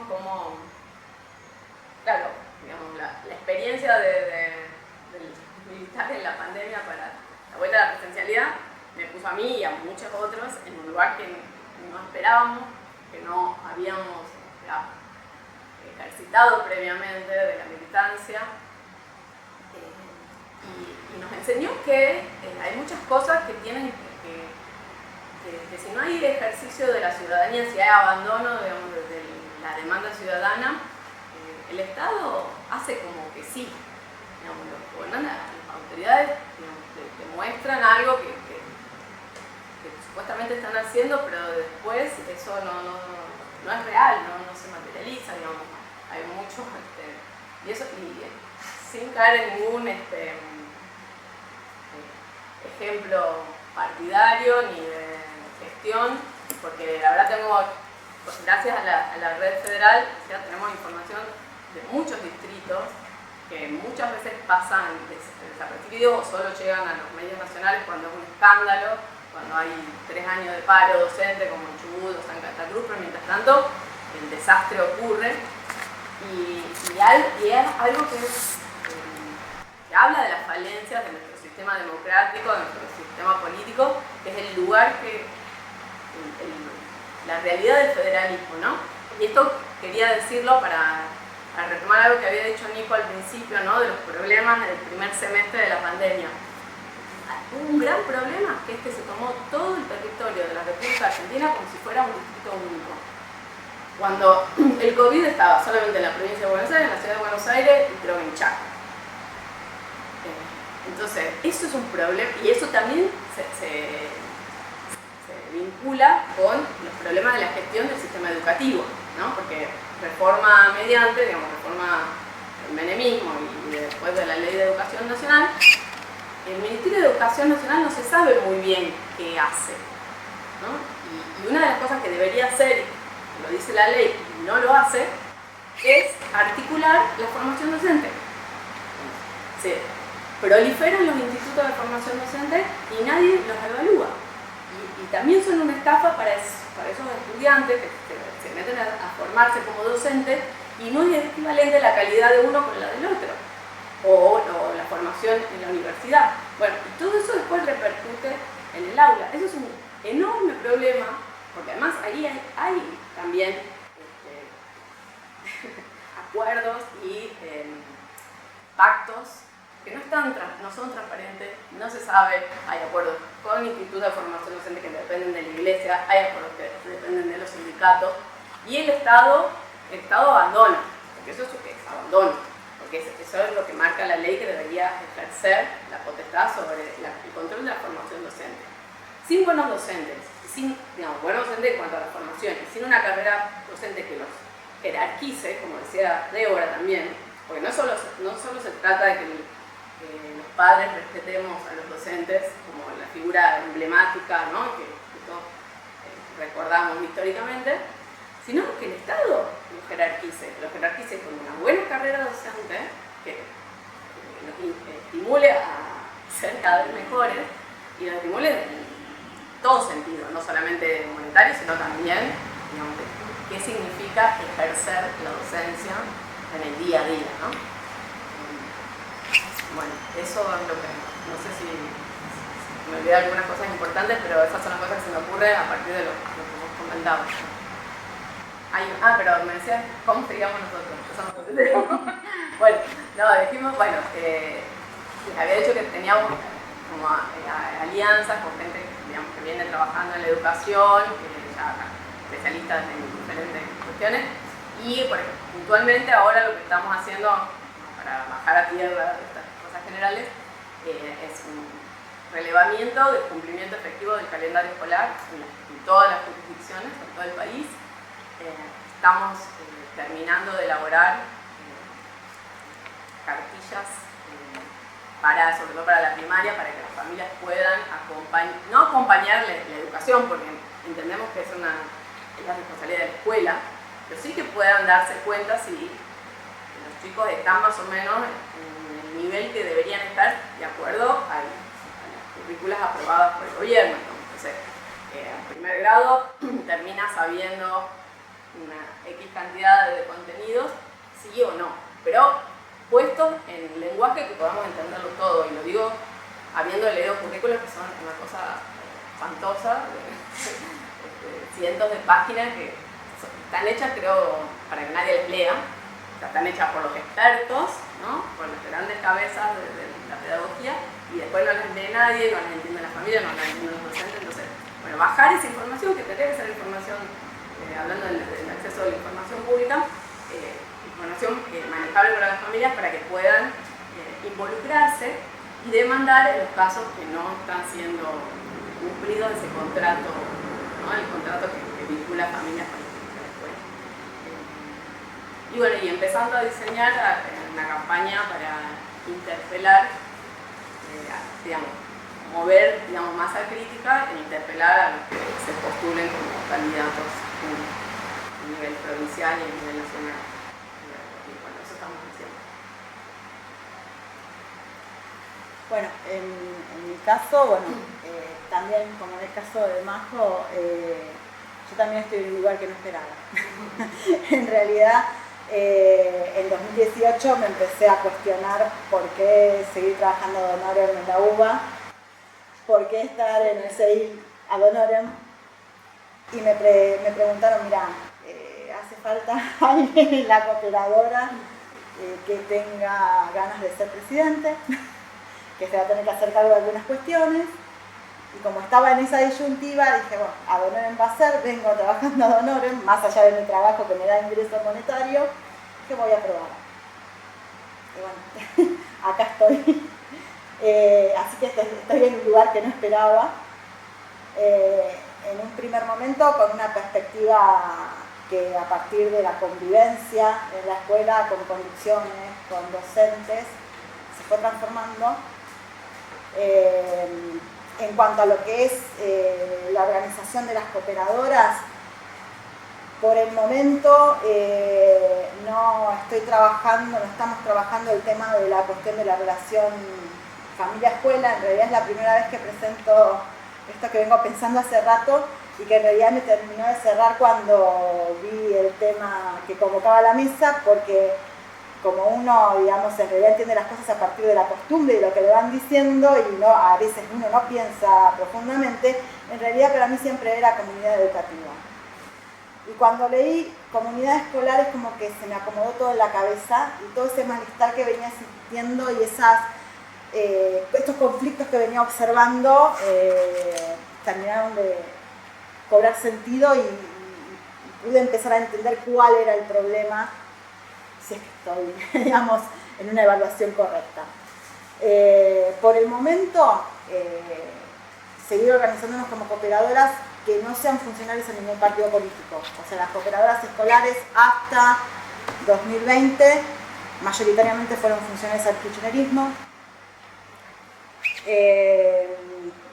En realidad su actividad es más que nada micromilitancia, es sobredimensionar problemáticas o remarcarlas, pero nunca plantear alternativas, y cuando hay reuniones con gente del ministerio, nunca buscar una solución, sino atacar y marcar la problemática de la escuela sin generar un diálogo. De ahí también viene la cuestión de repensar, bueno, ¿qué está pasando que no podemos dialogar? O sea, si nos interesa la escuela, ¿por qué no dialogamos? ¿Por qué no buscamos soluciones? Después, por otra parte, en cuanto a lo que es la relación con el gobierno de la Ciudad de Buenos Aires y a lo que sería el proyecto Juntos por el Cambio para el futuro, porque ya se dan por ganadores, en realidad lo que están buscando dentro de lo que serían las cooperadoras escolares es cooperadoras dependientes de los subsidios estatales y también funcionarios de su proyecto político. No están buscando generar autonomía, no están, digamos, en el sentido de la gestión que tienen para las cooperadoras hay una falencia muy importante.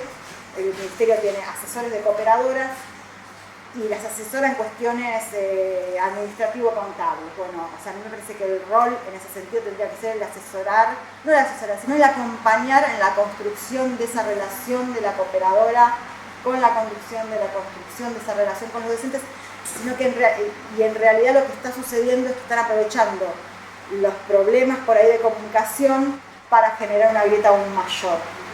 Porque en última instancia se ve desde lo que sería la perspectiva de Juntos por el Cambio a las cooperadoras escolares y a las familias en la escuela en general como aquellos que puedan dar la batalla que no se animan, que es atacar la sindicalización docente y atacar los reclamos docentes por un mejor salario y mejores condiciones de trabajo.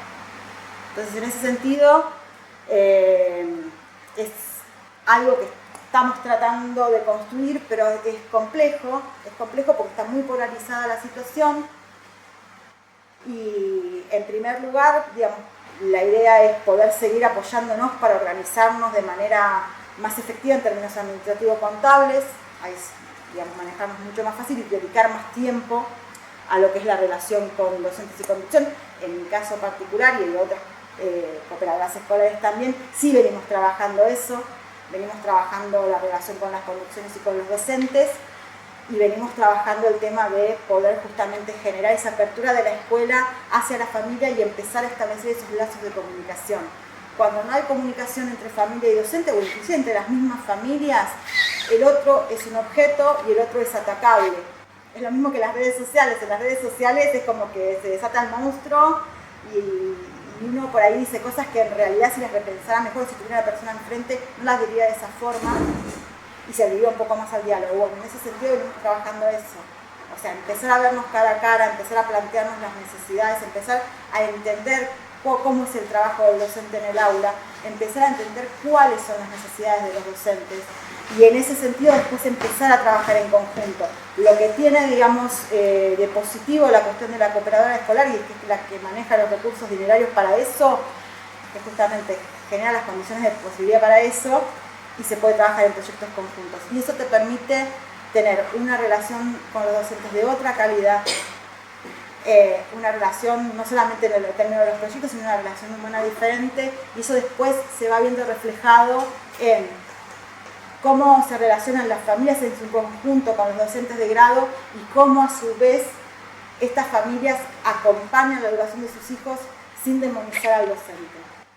Puedo tomar algo de lo que dijiste, me parece que vincula con lo que dijiste los dos, porque yo pensaba, efectivamente hay un interés parcialmente contradictorio entre la docencia y la lucha por los derechos sindicales y las familias. Eso objetivamente es así, digamos.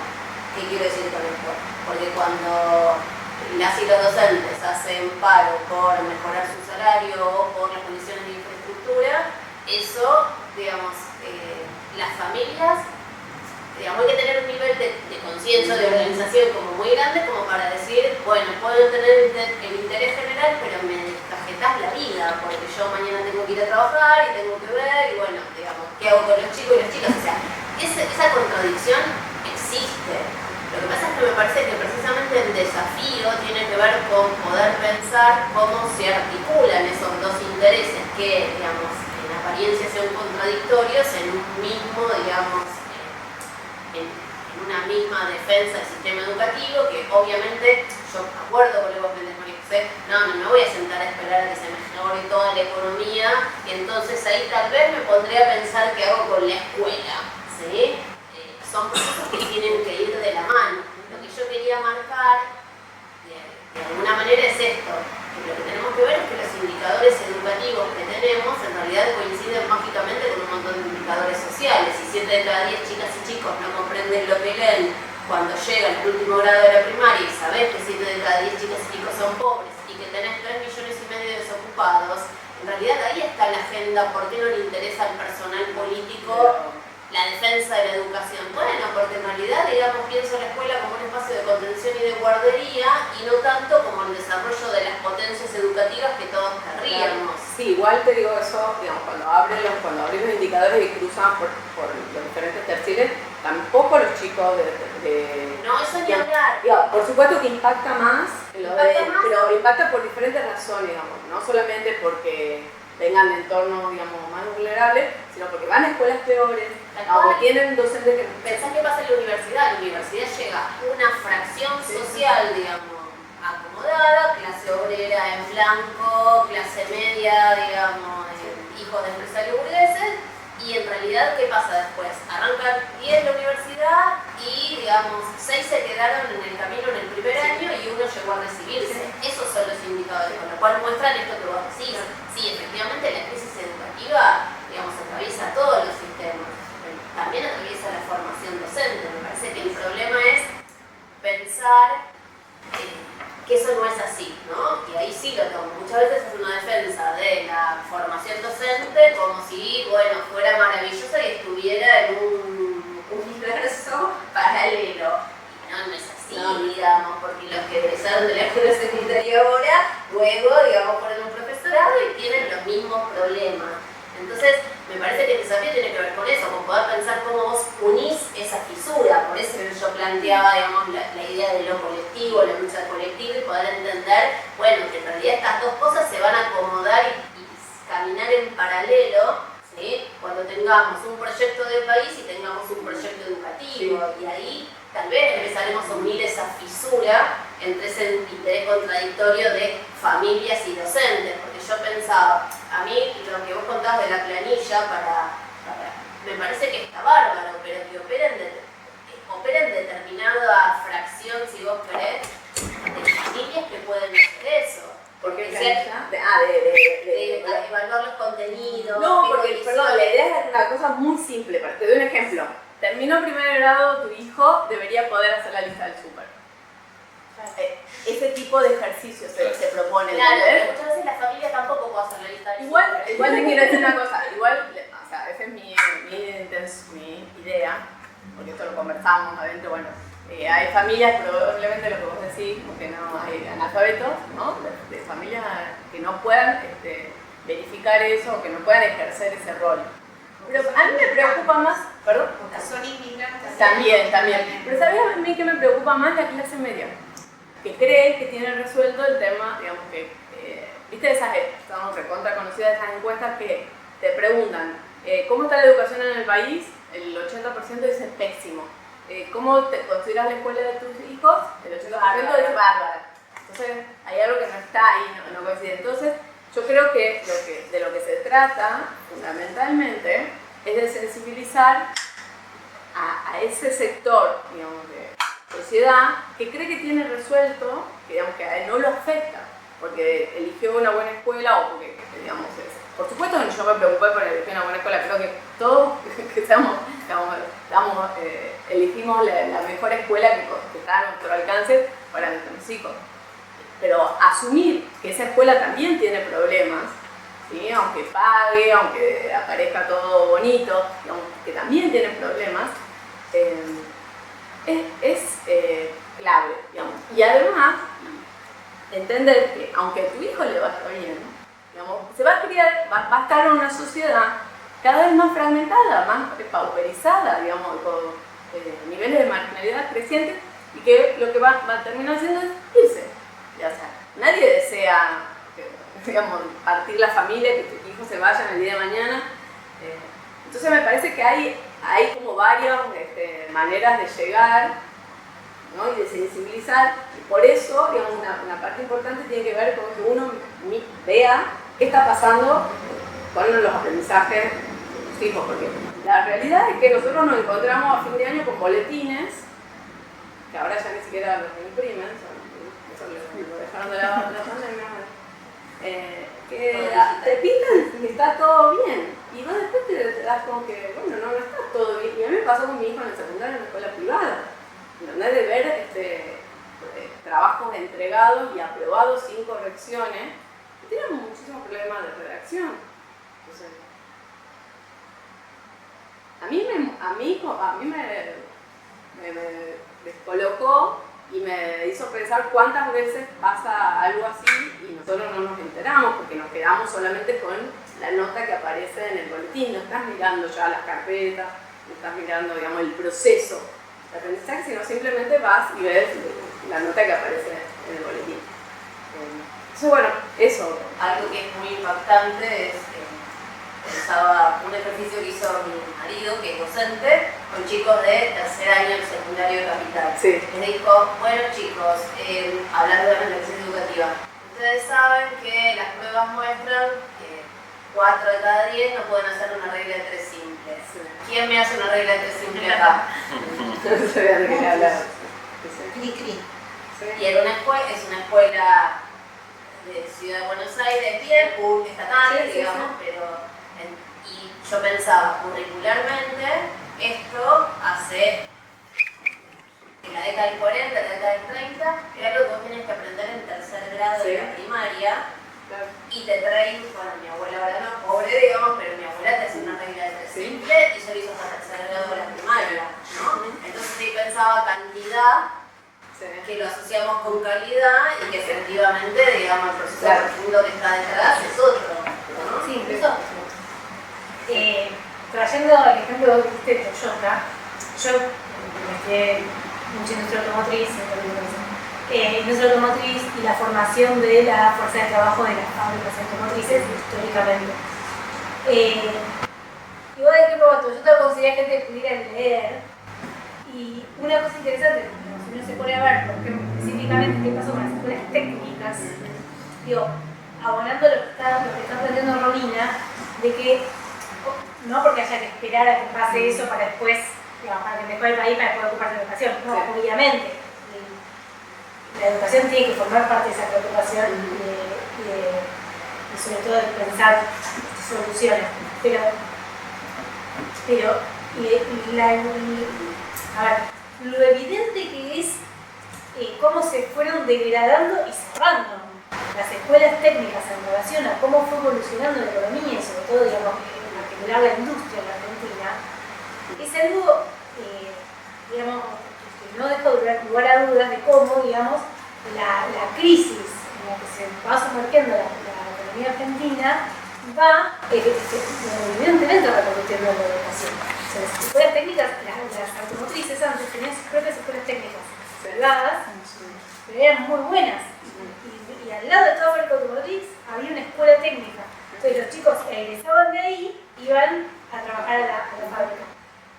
Y obviamente, digamos, si uno hace el recorrido de lo que se aprendía también en la década del 50 y lo que se terminó aprendiendo en la década del 90, hay un abismo, ¿sí? O sea, porque también lo que se requería saber en la década del 50 no es lo mismo que se requiere saber hoy para trabajar en una fábrica automotriz.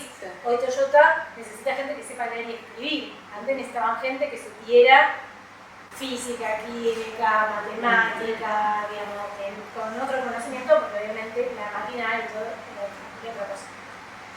Pero, digamos, justamente como simplemente necesitan alguien que sepa leer y escribir, esas culturas fueron cerrando. Los contenidos incluso también se fueron degradando.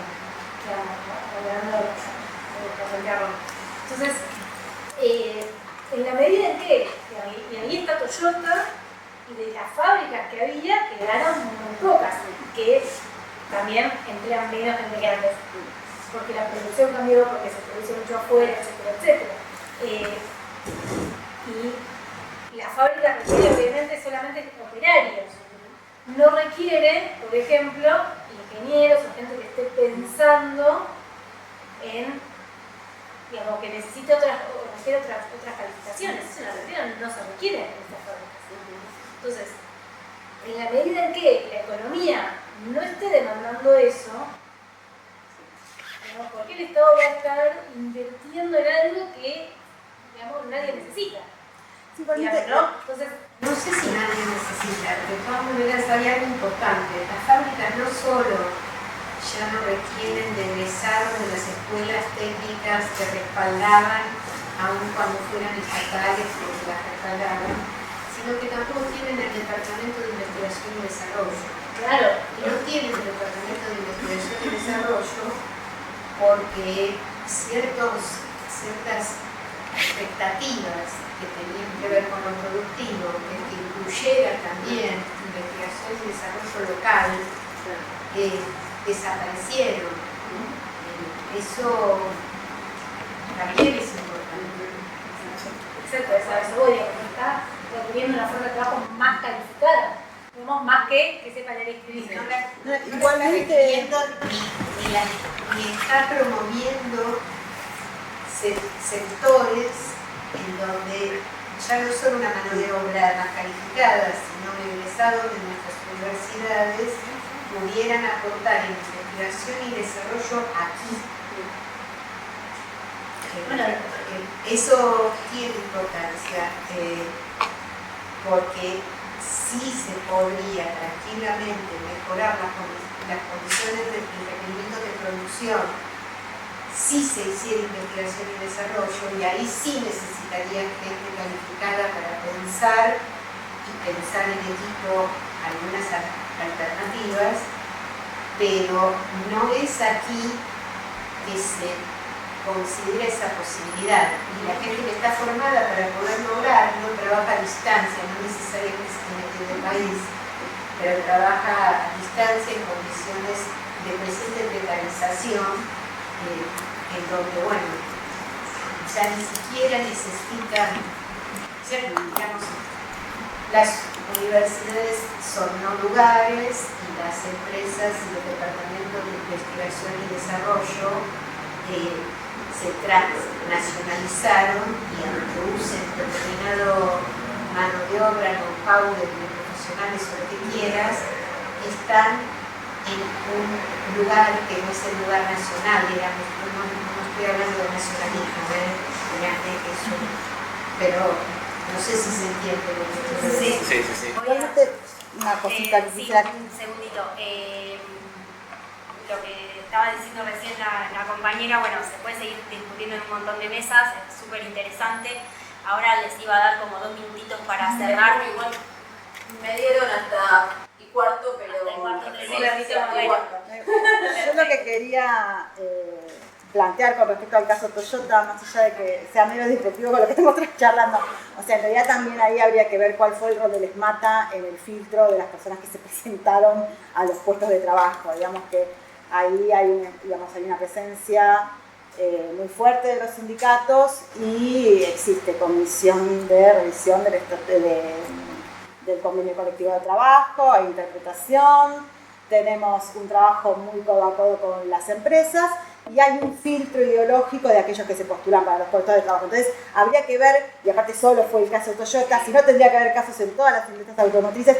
Eso no quita el hecho de que la mayoría de los chicos salen sin entender lo que leen, pero yo ahí pondría el foco también por ahí en plantear. Es más, hay un montón de encuestas empresarias que había hecho Paolo Roca, que había en el Coloquio de Ideas, donde discutían que en realidad precisamente decían, es una barbaridad que nosotros tengamos que hacer 3.000 entrevistas laborales para poder cubrir 60 puestos de trabajo. Se sostenía eso. Ahora, ¿qué calificaciones demandan ustedes sus trabajadores? Y básicamente eran habilidades blandas, que tuviera que ver, digamos, con la adaptabilidad, la flexibilidad, lo conductual, o sea, ni siquiera estaban planteando, bueno, no, mirá, digamos, necesito, porque el titular era eso, no pueden resolver una regla de 3 simple, el ejemplo que di antes, que lo encontramos, digamos, abundantemente. Pero cuando uno veía cuál era la propuesta, no estaban tan focalizados en la formación, porque la empresa los pone, digamos, a formar in situ, sino que estaban preocupados por la adaptabilidad y la flexibilidad del trabajador. Entonces digo, bueno, hay como un discurso para los medios y en realidad cuando vamos a ver cuánto les importa a ellos ese proceso de degradación, te dicen yo te lo resuelvo con mi escuela, porque para eso Siderca tiene su escuela en Campana. Entonces ahí es donde me parece que los puntos se conectan de, bueno, esta crisis educativa y tiene este correlato social. Entonces el desafío es pensar cómo saltamos esa valla. No, una cosita que iba a decir yo, o sea, me reía porque justo me llegó un mensaje de que se suspendieron las clases en un colegio por falta de agua, entonces me causaba gracia que justo caía el mensaje en esta mesa. No, Sí. falta de agua. Un colegio se suspende una vez por semana, se suspende las clases por falta de agua. Algo que comentaba Rom y de esta experiencia en misiones de cultural, es un montón cuando uno se empieza a ver, digamos, nosotros a partir del lanzamiento de Vida Socialista empezamos a entrar en vínculo con un montón de gente y hay un montón de experiencias, digamos, que surgen, digamos, de la propia comunidad, muchas veces vinculadas con las escuelas y que justamente, digamos, por la ausencia de un Estado que tenga esta orientación, digamos, de no ser un Estado prebendario, digamos, pasar a ser un Estado productivo, queda en la nada, digamos. Hay una experiencia en La Plata, creo que era, digamos, que hace, digamos, lo que hace Tesla a gran escala, digamos, lo hace en una escala muy pequeña en La Plata, que lo hacía básicamente, digamos, un grupo de personas en vínculo con algunas escuelas de la localidad, y que eso, por ejemplo, no tiene ninguna potencialidad. Cuando se le preguntaba, bueno, o sea, esto no se potencializa porque, digamos, no se puede o porque no se quiere. Como bueno, se necesita una cantidad de plata que, como decís, bueno, hasta que no tengamos el PBI de algún país nórdico no lo podemos hacer. Y se necesitaba, digo, obviamente era una plata importante, pero no recuerdo si eran 5 millones de dólares, 10 millones de dólares, como para empezar a escalar eso. Digamos que es una plata que, digamos, En términos de país es un vuelto. O sea, hay futbolistas que se lo venden por esa plata, digamos, cobras un impuesto a la venta de jugar al fútbol y haces eso. Y digamos, imagínate lo que sería poder llevarle a las escuelas, digamos, yo trabajo realmente en los últimos años, cuando vos le preguntás a los chicos, todos conocen a Tesla, digamos, todo el Sky fantástico en los MUS, pero cuando voy a preguntar por ejemplo qué quieren estudiar, nada, digamos, casi nadie, digamos, tiene definido qué estudiar, qué trabajar y demás. Imagínate lo que podría hacer que haya una oferta del propio Estado de, che, mirá, esto que está haciendo este tipo que vos lo conocés, que digamos, es multimillonario, que todo lo que vos quieras, esto mismo nosotros lo estamos haciendo acá en una fábrica de La Plata y lo podés estudiar en una carrera de UTN o en la Universidad de Buenos Aires y podemos, digamos, desarrollar eso.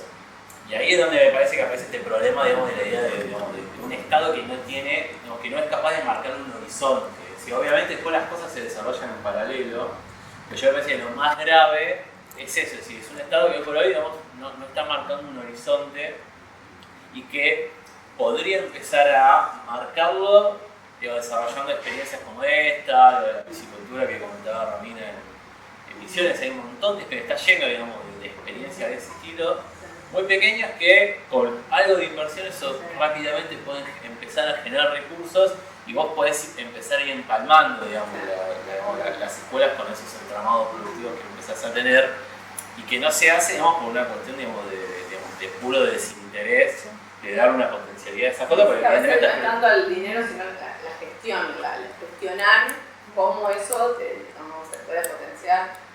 El año pasado una escuela de acá, de la ciudad de Buenos Aires, ganó un premio re importante, no me acuerdo cuál, por el desarrollo de cultivos hidropónicos. Sí.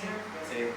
Y que lo habían hecho, no, digamos, con profesores, digamos, es cierto, hay muchas cosas, pero vos tenés que tener gente conectada con lo que pasa en el mundo. Digamos, no podemos seguir formando chicos para un mundo que ya no existe o que va a dejar de existir en breve. Entonces, creo que pensar las habilidades, las cuestiones básicas, digamos. Yo creo que no hay trabajo que no necesites habilidades de comunicación. O sea, entender lo que lees o lo que el otro te dice y a su vez poder transmitirlo es algo básico. Igual es un problema general, y lo de la habilidad general. me parece que o sea, no es menor, porque las condiciones de trabajo han cambiado muchísimo. Y las mismas personas, los mismos jóvenes, demandan otro tipo de condiciones y de flexibilidad y no quieren tener el horario fijo todos los días, como yo, porque no ustedes que son más jóvenes, pero yo estoy acostumbrada, digamos, a tener un horario, digamos, todos los días de 8 a 4, de 8 a 5, lo que sea. Los chicos no quieren eso, los jóvenes no quieren ese tipo de empleo. Entonces tenés que también formarlos en eso, No sé sé de qué sector de jóvenes hablas. Muchos de los que yo conozco son los que trabajan en horarios inhumanos, en Rappi y en... No, bueno, no, pero ese es otro tipo, o sea, no estaba hablando de ese tipo de empleo, sino digamos de... Sí, te quiero decir que ese tipo de empleo se vende como que sos un asociado, no tenés horarios ni jefe. O sea, hay cierto tipo de discursos que son muy pregnantes y muy hipócritas por que es una denominación caritativa. A mi marido le pasó que le dijeron, no, profe, ¿sabes que yo quiero? Pobre, estoy poco acá todo el tiempo. Quiero laburar en Rappi porque puedo manejar mis horarios. Y la generación arriba de 40, inclusive hemos visto mucha degradación en nuestros cuerpos, se decían no pueden concebir, digamos, la destrucción de las condiciones de trabajo, de no tener un convenio colectivo, de no tener una obra social, de que no te vas a jubilar, ¿no? Y está presentado esto en clave, no digo que lo que estás pensando, porque seguro que no, pero digo, hay un discurso que se construye sobre la base de, digamos, hacer de miseria virtud y entonces la mentalidad laboral como una libertad. No, me iba por otro lado. Sí, igualmente el calificado que exige, como vos tenés las aptitudes para ponerte a negociar y exigir condiciones, decir, no, yo me quiero tomar vacaciones una semana en octubre, otra semana acá, no te voy a cumplir de lunes a viernes, sino de, no sé, de lunes a jueves y el lunes a tal hora y a tal hora te apago el celular. Ese tipo de habilidades blandas, digamos, de poder gestionar tu tiempo y que eso no perjudique, digamos, a la empresa con la que vos estás participando y que esperas que le vaya bien para que te pague buenos sueldos. A ese tipo de... Con respecto a lo que vos planteabas, Majo, del tema de no entender, de no poder comunicarse, de no poder entender la instrucción. En realidad es un problema social en general, mismo los padres, los abuelos, o sea, socialmente no estamos entendiendo al otro, no estamos escuchando al otro y además no comprendemos instrucciones. Hay como una rebelión ante la instrucción, como si eso fuera un corset que no te permite ser, como que te quitara libertad. Eso por una parte. Y en el sentido de la no escucha, y en relación a lo que vos planteabas, nosotros hace años que venimos pidiéndole al gobierno de la ciudad, y no nos escuchan, de que se trabaje qué escuela secundaria quiero a partir de 5º grado. Que empecemos a trabajar familias, docentes y chicos, qué escuela secundaria van a elegir porque es fundamental para el futuro laboral de los chicos. Y no solamente para el futuro laboral, sino para plantearse qué quiero ser. Y sin embargo no nos escuchan. Y entonces hay un desinterés por parte de los políticos de qué demandas tiene la sociedad. O sea, en realidad el político te escucha y toma tu demanda si tiene que ver con el discurso que ya tenía pensado. Si vos estás planteando algo disruptivo con respecto a la idea a la que fue la reunión para buscar apoyo político, no te escuchan y se cierran. Y quizás después te empiecen a cerrar puertas también y ya dejen de escucharte, digamos, para cualquier otra cuestión. Entonces es un problema, y el problema pasa por ahí, por la falta de diálogo, por la falta de poder sentarnos a pensar qué queremos para nuestros hijos y cómo nos podemos acompañar cada uno desde ese lugar.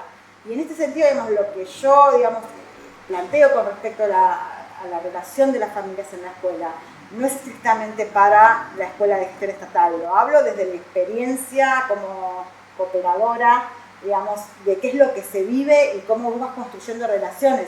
Pero a mí me parece que esto es, digamos, algo que se necesita trabajar en todas las gestiones educativas, tanto en la privada como en la estatal. Me parece que es fundamental, si no, no hay manera de poder, digamos, abordar en principio y construir la base social para poder generar transformaciones adentro de la escuela que permitan que nuestros hijos tengan una educación de esa calidad, que empiecen a pensar desde una perspectiva científica, no de una perspectiva ideológica bipolar, que en realidad es una mirada absolutamente superficial, y que empiecen a pensarse también ellos como sujetos y qué futuro quieren y qué país quieren construir.